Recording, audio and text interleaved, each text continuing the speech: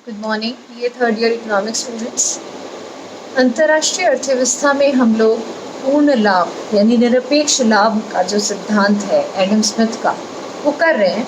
और उसमें हमने कल एक टेबल मैंने आपको लास्ट में बताई थी कि एडम स्मिथ के द्वारा दो देशों के बीच का जो आपस का जो लेन देन है, दो देशों के बीच अगर अंतर्राष्ट्रीय ट्रेड होता है तो वो किस प्रकार होगा, उसका इसमें टेबल में बताया गया है। तो मैंने घरेलू ट्रेड का तो आपको बता दिया था, एक मोची और रसोई के उदाहरण से। और जो मैं अंतर्राष्ट्रीय ट्रेड बता रही थी, उसमें मैंने आपको बताया था कि मशीन इंग्लैंड और भारत के बीच में, इंग्लैंड मशीन बना रहा है और कपड़ा बना रहा है, और भारत भी कपड़ा और मशीन बना रहा है, और कैसे फिर उन दोनों के बीच में विभाजन होगा। तो व्यापार पूर्व में इंग्लैंड और भारत दोनों ही वस्तुओं यानी कि मशीन और कपड़ा का उत्पादन करते हैं। आप टेबल एक बार साथ साथ देखते जाइए। भारत कपड़े में और इंग्लैंड मशीन के उत्पादन में अधिक कुशल है, मैंने आपको बताया था ये बात। व्यापार पश्चात श्रम विभाजन और विशिष्टीकरण के अंतर्गत इंग्लैंड अपने समस्त श्रम को मशीन उत्पादन में लगा देगा और भारत वस्त्र निर्माण में अपना सारा का सारा लेबर लगा देगा। और ऐसा करने से दोनों राष्ट्र अपनी अपनी विशिष्टता वाली वस्तुओं के उत्पादन में वृद्धि करने में सफल हो जाते हैं। आपने देखा उसमें टेबल पे। व्यापार प्रारंभ होने पर इंग्लैंड कपड़े का भारत से आयात और मशीनों का भारत को निर्यात कर लाभ अर्जित करेगा। ये तो व्यापार प्रारंभ होने पर करेगा, है ना। जबकि भारत इंग्लैंड को कपड़े का निर्यात और वहाँ से मशीनों का आयात करके लाभ प्राप्त करेगा। तो ये व्यापार पश्चात की स्थिति हो गई।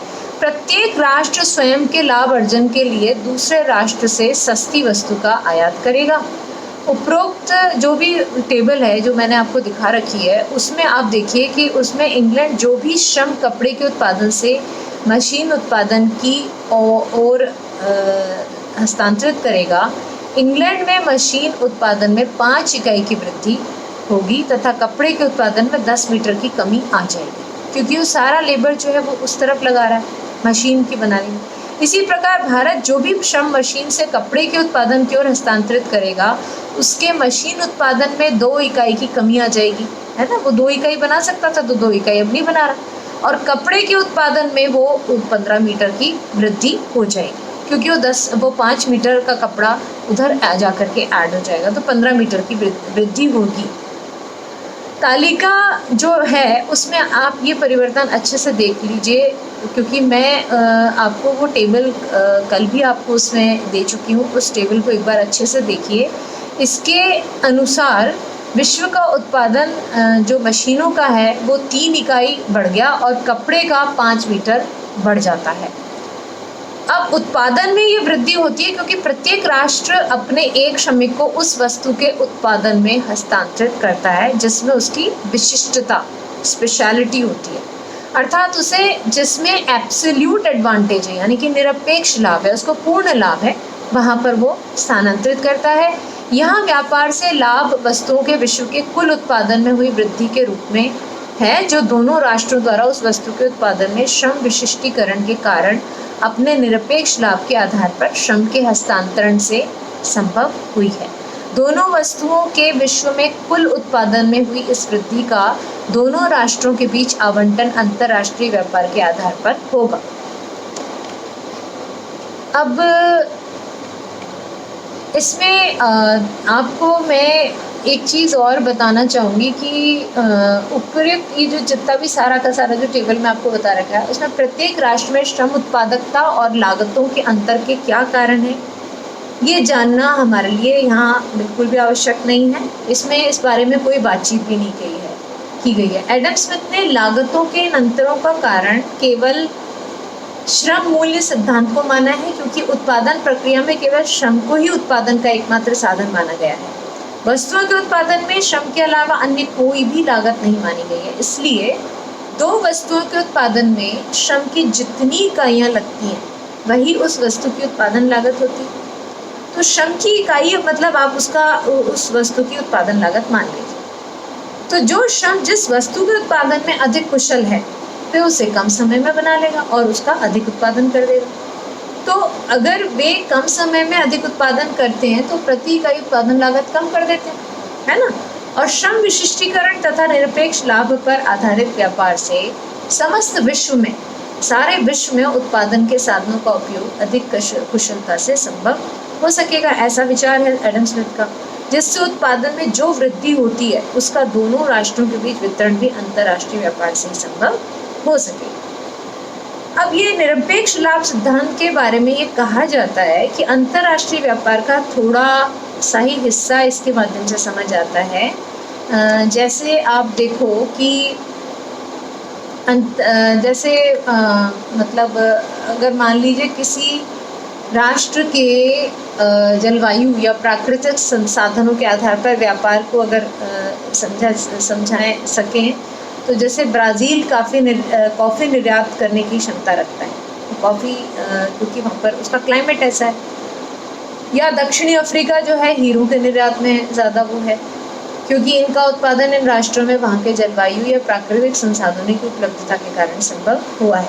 तो क्लाइमेट की वजह से वहाँ पर कोई वस्तु अधिक कार्यकुशलता से, वहाँ का जो लेबर है वो ज़्यादा उसमें माहिर हो गया, तो ये आप देख सकते हैं। अब हम इस को समझ चुके हैं, तो मैं आपको इस सिद्धांत की कुछ कमियां सामने रखती हूँ। जैसे एडम स्मिथ ने जो पूर्ण लाभ का सिद्धांत दिया है, तो इसमें अंतर्राष्ट्रीय व्यापार के लाभों को कुछ सीमा तक तो प्रकट करने में वो सफल हो गए, लेकिन सैद्धांतिक प्रारूप में अनेक कठिनाइयों के कारण जो बाद के अर्थशास्त्री हैं उन्होंने इसमें आमूलचूल परिवर्तन किए हैं। और क्या उनको कमियां दिखाई दी, क्या बाधाएं दिखाई दी इसमें, वो ये हैं। नंबर 1, व्यापार से हुए उत्पादन वृद्धि, लागत में जो कमी हुई है, उसके जो वैश्विक लाभ हैं उनका वितरण प्रत्येक राष्ट्र के नागरिकों तथा विभिन्न राष्ट्रों के बीच किस प्रकार होगा और कैसे किया जाएगा, इसमें इसका कोई स्पष्ट नहीं किया जाता है। इसका ना तो कोई प्रारूप बताया जाता है और ना ही कोई माध्यम के बारे में एडम स्मिथ ने इसमें बताया। तो ये एडम स्मिथ का ये सिद्धांत इसमें असफल रहा है। दूसरा, ये सिद्धांत यह भी स्पष्ट करने में सफल नहीं रहा है कि उस स्थिति में क्या होगा जब एक राष्ट्र तो अपने साधनों का हस्तांतरण पूर्णतः उस वस्तु के उत्पादन की ओर कर देता है जिसमें उसे पूर्ण लाभ मिलते हैं, परंतु दूसरा राष्ट्र व्यापार के पश्चात भी अपने साधनों को दोनों ही वस्तुओं के उत्पादन में लगाए रखे, तो क्या होगा, इसके बारे में कुछ नहीं बताया। तीसरा है कि यह सिद्धांत श्रम की उत्पादकता में पाए जाने वाले अंतरों को नहीं स्वीकार करता, जबकि श्रम जो है वो अलग अलग क्वालिटी, अलग अलग एफिशिएंसी को रखता होता है। सारा श्रम एक जैसा तो नहीं होता, पर इसने तो माना हुआ है कि श्रम एक जैसे, तो इसने ये जो मतलब श्रम की उत्पादकता में भी भिन्नता आएगी जब आपका श्रम एक जैसा नहीं है, तो ये उस चीज़ को मतलब उसको स्वीकार ही नहीं करता। जबकि प्रतिष्ठित अर्थशास्त्रियों ने भूमि की मात्रा व उसके उपजाऊपन पर काफ़ी बातचीत करी थी, और उन्होंने कहा था कि कुछ भूमि उपजाऊ होती है, कुछ भूमि, तो लैंड तो डिफरेंट ही मान रहे हैं, तो फिर लेबर भी डिफरेंट होता है, इसको मानना चाहिए। तो जलवायु, पूंजी, मानवीय श्रम आदि में भी अंतर होता है, लेकिन ये लैंड की, भूमि की जो क्वालिटी है उसके अंतर की तो प्रतिष्ठित शास्त्री बात कर रहे हैं, लेकिन इसकी बात नहीं करते। और जो इसके कारण जो श्रम की उत्पादकता में जो अंतर आता है उसके बारे में ये बात नहीं करते।